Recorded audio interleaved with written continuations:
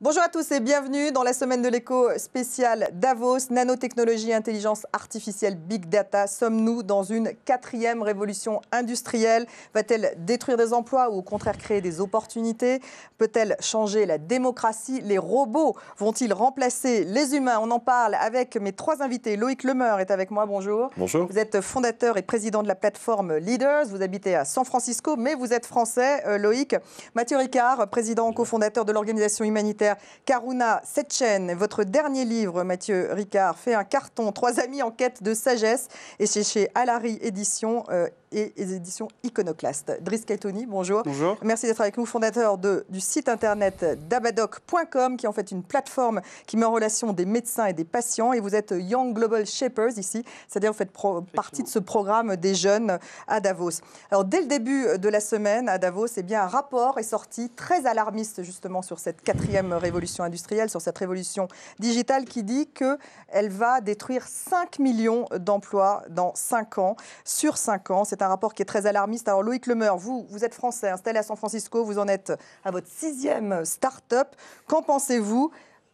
Est-ce que finalement, ça va détruire des emplois, cette révolution? Oui, ça va détruire énormément d'emplois, mais ce que les gens ne regardent pas dans ce rapport, c'est comment il a été préparé par le World Economic Forum. C'est une enquête auprès de plusieurs entreprises. Des entreprises. Et alors, évidemment, je suis tout à fait d'accord avec ça. Ce qu'on ne regarde pas, par contre, c'est que ces millions d'emplois vont être remplacés par des millions d'entrepreneurs. Donc, si vous regardez ce qui arrive Donc, il va y avoir une destruction d'emplois d'un côté, mais de la création d'emplois de l'autre. Mais qu'est-ce qui se passe avec cette révolution industrielle? C'est une nouvelle capacité pour n'importe qui d'apprendre, par exemple, à coder, de créer des applications, de générer des revenus avec. Regardez Uber. 1 million de chauffeurs ont été recrutés l'an dernier. 1 million de gens qui ont soit des revenus entièrement générés par le fait de conduire une voiture, soit ils rajoutent ça à leur activité principale. Airbnb. Vous créez là aussi le fait des gens gèrent des dizaines maintenant de. Alors on dit que ce n'est pas régulé, que ce sont des petits jobs, que parfait. Ce qui est en train de se passer, aux artisans. Oui, mais ce qui est en train de se passer, c'est que c'est un monde qui n'a jamais été aussi facile que de devenir entrepreneur. Et donc oui, si vous interrogez des grandes entreprises, est-ce que vous allez avoir moins de recrutement à l'avenir? Probablement. Mais la bonne nouvelle, c'est que ce sont des gens qui vont être capables de créer eux-mêmes leur propre emploi. Aujourd'hui, il est beaucoup plus facile. Donc c'est la fin du salariat quelque part? C'est beaucoup plus facile aujourd'hui de créer son emploi que d'en trouver un. C'est ça la révolution. Et donc oui, il va y avoir moins de jobs dans les grandes entreprises, c'est pas grave, parce que vous allez avoir une nouvelle liberté. Et oui, je pense qu'on est en train de passer d'une société majoritairement dominée par le salariat et puis cette tension patron-salariat, employé, à une société de l'entrepreneur où chacun va pouvoir générer des revenus par lui-même. Mathieu Ricard, vous êtes d'accord? Finalement, vous mettez en avant l'altruisme. Vous dites même que l'altruisme crée de la richesse lorsque justement on a de l'empathie, on a un meilleur manager. Donc, est-ce que c'est compatible avec les technologies? Pourquoi pas? Je veux dire, la technologie, c'est un outil. Avant, on avait des outils qu'on manipulait avec nos mains. Maintenant, on a des outils qui sont entre les mains de groupes ou de nations. Vous êtes un moine connecté, vous? Oui, parce que pour les projets humanitaires, quand vous êtes au fin fond du Tibet, vous allez à 1000 km de là, il vaut mieux savoir si les personnes sont là ou pas, c'est sûr.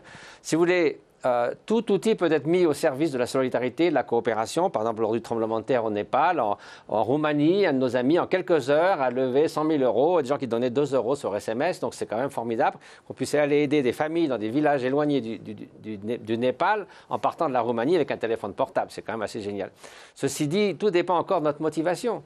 Donc si on utilise la technologie, on peut toujours utiliser à la fois pour détruire ou pour construire, pour faire du bien ou pour faire du tort. Donc c'est un outil qui est très puissant. Et plus l'outil est puissant, plus justement on doit mettre l'accent sur les valeurs.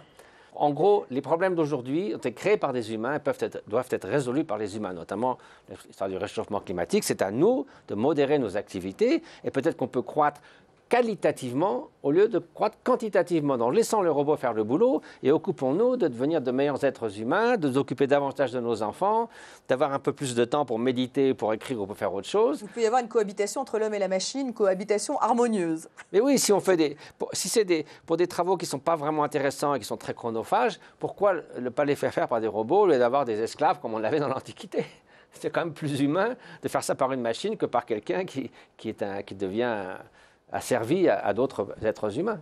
Alors, Driss Ketouni, vous faites partie donc, du programme des Young Global Shapers. Vous n'avez pas 30 ans, vous êtes du Maroc et vous avez fait vos études à Montréal, à McGill. Et puis, vous avez monté votre boîte après avoir travaillé dans la finance, Dabadoc, une sorte de Uber pour les médecins, une plateforme qui met en relation les médecins et les patients. Et alors, ça marche.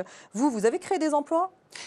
Pour rejoindre le point que Loïc disait, c'est une entreprise qui a commencé à partir de zéro, qui a créé des dizaines d'emplois indirects et au moins une quinzaine d'employés salariés.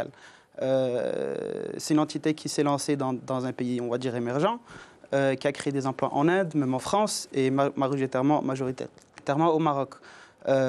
Pour aussi rejoindre le point que vous disiez, Mathieu, hier, Jack Ma a dit... Jack Ma, c'est le président d'Alibaba. Le fondateur d'Alibaba. À un dîner, il a dit... Chinois. Au cours des 20 dernières années, on traitait les humains comme des machines. Au cours des 20 prochaines années, on va traiter les machines comme des humains. Je pense que ça veut dire ça. Je pense que ça veut dire que ce qui se passe aujourd'hui, c'est inévitable. On va rapidement bouger vers un nouveau monde où il y a tellement de nouvelles choses qui sortent qu'on a à peine le temps de s'identifier et apprendre à utiliser ces nouvelles technologies. En même temps, c'est... on est un peu dépassé. On se sent dépassé. Il y a une accélération, en tout cas, de cette révolution. Une accélération, on la voit partout. Dans tous les pays, par exemple en Afrique de l'Est aujourd'hui, et partout en Afrique aujourd'hui, ils ont juste sauté l'étape des téléphones fixes. Tout le monde a des téléphones portables, avec quoi ils peuvent utiliser ça pour faire des prêts. Par exemple, une femme dans un village peut avoir un prêt en un SMS. Donc il y a un gros potentiel. Et vous, votre plateforme qui met en relation des médecins et des patients, vous avez déjà 3000 en 2 ans, vous avez réussi à avoir 3000 médecins. Il y a un peu plus de 3000 médecins qui utilisent la plateforme et des centaines de milliers de patients qui prennent des rendez-vous chaque mois. À Casablanca, au Maroc ? Au Maroc, majoritairement, mais aussi en Algérie, en Tunisie, au Nigeria et bientôt au Pakistan. Donc ça montre comment on peut lancer quelque chose de global à partir d'une ville, Casablanca, et avoir vraiment un impact global sans nécessairement, comme ce qu'on faisait avant, être obligé d'ouvrir des bureaux, employer beaucoup de monde. Vous faites appel par exemple à des employés en Inde, si j'ai bien compris ? Oui, au début, on avait pas mal d'employés en Inde qui nous aidaient.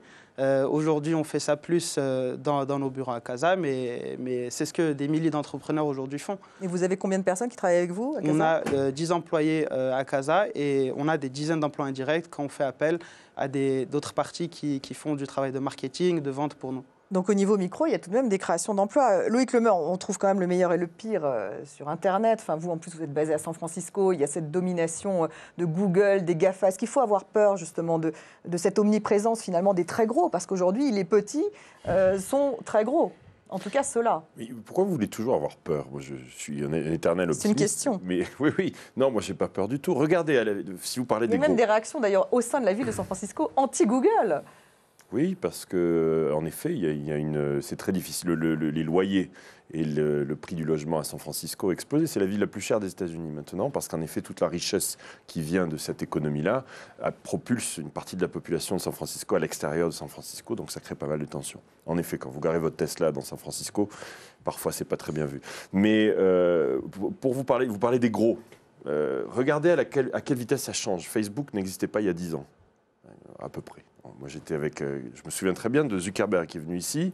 Il avait une 50aine de salariés. À peu Mark près. Zuckerberg, le patron de Facebook. Oui, mais donc... il y avait une 50aine de salariés il y a 10 ans. Ouais, tout petit. Et les gens, il avait très très peu d'intérêt sur ce qu'il faisait.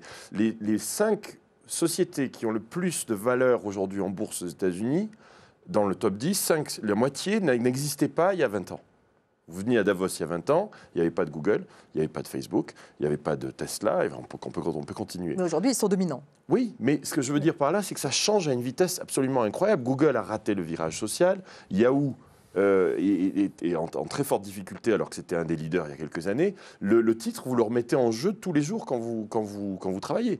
Donc c'est la capacité d'une start-up de remplacer une entreprise qui est vue comme un monopole ou comme un énorme acteur est sans précédent. Donc c'est assez intéressant ce qui se passe. C'est-à-dire que toutes les grandes entreprises traditionnelles, regardez Kodak.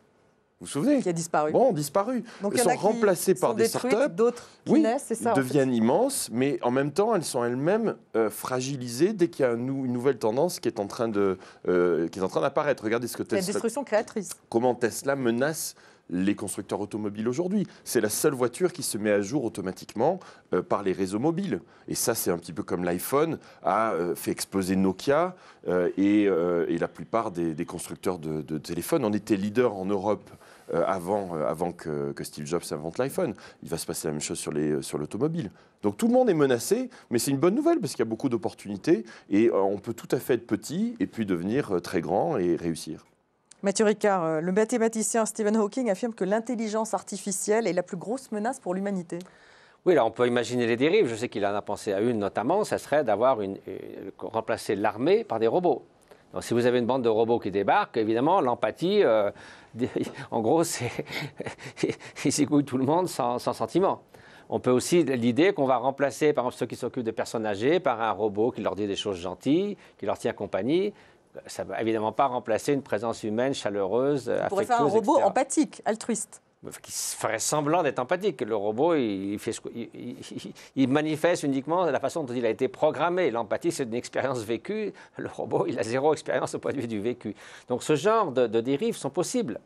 Donc l'idée, c'est que si tu as un outil très puissant, et on sait à quel point il peut faciliter nos vies, pourquoi pas? Si c'est pour faire de meilleures choses sur le plan de devenir un meilleur être humain, de s'épanouir dans l'existence en n'étant pas coincé dans des tâches qui finalement vous prennent énormément de temps et qui ne vous apportent pas ni à ceux qui vous entourent. Combien de personnes déplorent le fait de ne pas pouvoir passer suffisamment de temps avec leurs enfants, par exemple? Si c'est les robots qui font ce boulot-là et puis qu'il y a un salaire de base universel à la place qui garantit qu'on puisse travailler un peu moins pour jouir un peu mieux de la présence de sa famille. On pourrait mieux utiliser ce temps libre. Exactement, mais pas simplement pour justement être sur des tablettes peut-être et faire des jeux vidéo, mais pour faire des choses construire ensemble quelque chose pour un monde meilleur, et c'est très possible. Encore une fois, croître qualitativement. Merci en tout cas à tous les trois. On se retrouve juste après le journal. Vous restez avec nous.